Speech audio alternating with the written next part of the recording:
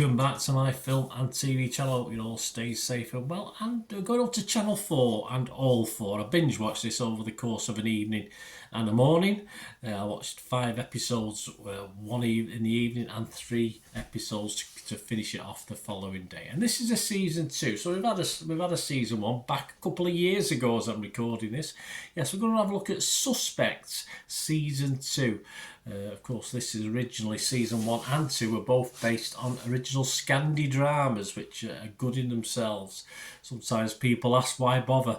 This stars Anne-Marie Duff, Dominic Cooper, Eddie Mars and Ben Miller, Celine Buckens, Gina McKee and a host of familiar sights to certainly UK audiences, a lot of UK based actors. So what's it about? Well, just quickly, if you can give me a few moments of your time. Of course, if you are new to the channel and you've not subscribed yet, please do so. Press that notification button when these vlogs are coming out. I'll try and inform and entertain. Of course, give us a like, guys. That'll be very good as well if you can do that. And if you do look through the channel for all my film and TV stuff, you'll see stuff on my football team, Manchester City, as well. So if that's any interest to you, or someone you know might be interested, give them a kick in my direction. I'm always grateful. You can now join this channel. It's just 99p a month. Of course, it won't affect the free content that's on here, but for that you will get early access to film and TV stuff. It's mainly aimed at the football side because I'll have a lot of vlogs that won't be published for months on there. But of course, if there's any special offers going forward over the next, over the months, etc., i.e. on sponsors stuff and things like that, you will get access to that as well by being a member. So if you can do that, it's absolutely fantastic. And a quick shout out, talk about sponsors, to my friends at Piat6505. They've got an eBay shop where they sell rare movie posters from the 1990s and 2000s. Some great posters. They've got some on the wall there in the background. And they do rare DVDs as well, some a lot older than that. Some of the rarer DVDs you can't get hold of at all at the moment. So it's about 600 items, and they do try and add to that every week.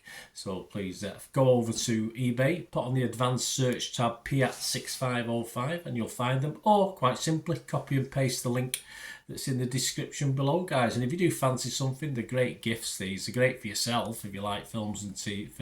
There's some TV stuff as well, and you want to give a gift to someone, you can put these in a frame as well. Buy yourself a frame and put these in a frame, and they just make great gifts.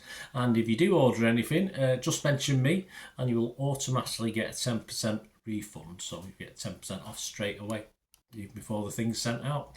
There you go.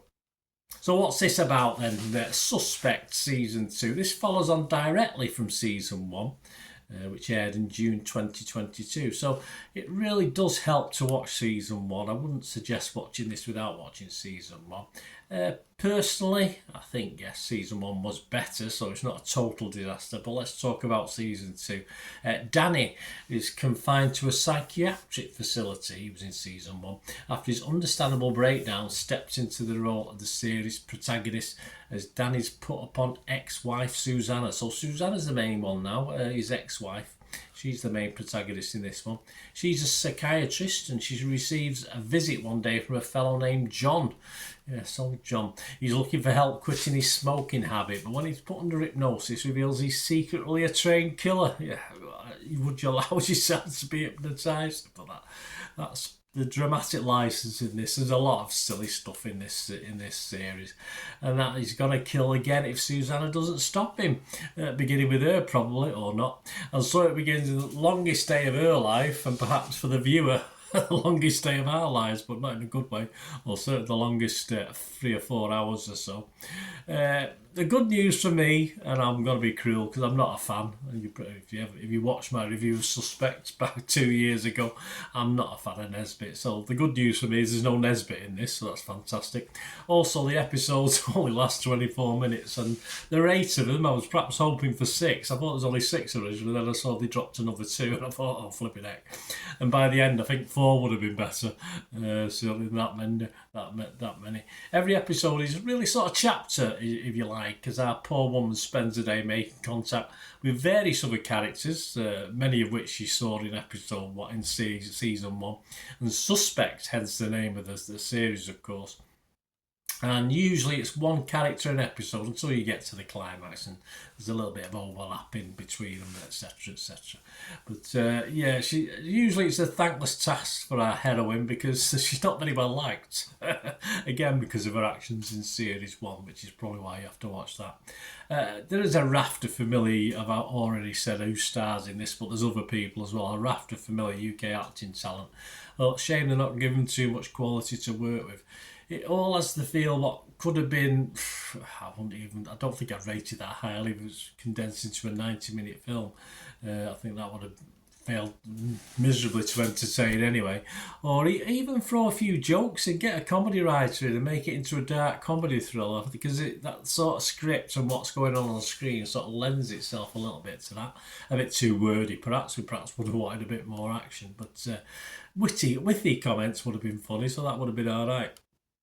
So yeah, I didn't like this that much. The drip of information, some useful, a lot not, becomes a little bit routine, pretty unexciting. There's the odd chase, gunman, etc., but not enough to make this compelling viewing for me.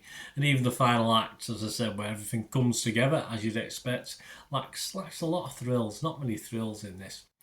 Duff herself, I think, needs better, and definitely as viewers we need better as well. I'd have to be rotten on this on Rotten Tomatoes. I'd have to be negative on Metacritic. I couldn't even be mixed on this. And I scored, interestingly enough, I went back and looked at season one. And I scored that a 5, but that had Nesbitt taking centre stage. Duff is far better, but sadly the story's worse. So yeah, the story itself is Duff, like the actress Duff. So I'm not going to give this a score because I can't give it a 5. So anything less than 5, unless you watch my TikTok score for this. I'm not going to give it a score at all. You'll see a score on TikTok because that's how I work it on TikTok. There you go, guys. Let me know your thoughts. Let me know what you thought of this. Be great to hear your views on this or anything to do with film and TV. And if you do want to contact me about support for the channel or sponsorship outside of the membership, you can contact me on my socials as well. I'm on X and TikTok at the same address, at Bernard_Deneen. Post loads of film and TV stuff on there. I'm on Facebook, just simply at Bernard Deneen, so seek me out on there. You can just email me, guys. There's an email on screen, so just email. We can have a chat, as I say, if you want to. Interested in sponsoring or supporting the channel outside of being a member. Thanks for watching, guys. Until we meet again. I only asked one. I was probably asking for James Nesbitt to make an appearance at the end of this. That's how desperate I was. But no, he was suitably out of this one. But anyway, till the next time, guys. Thanks for watching. Until we meet again. Only ever ask one thing, no, please stay safe, everyone. Bye for now.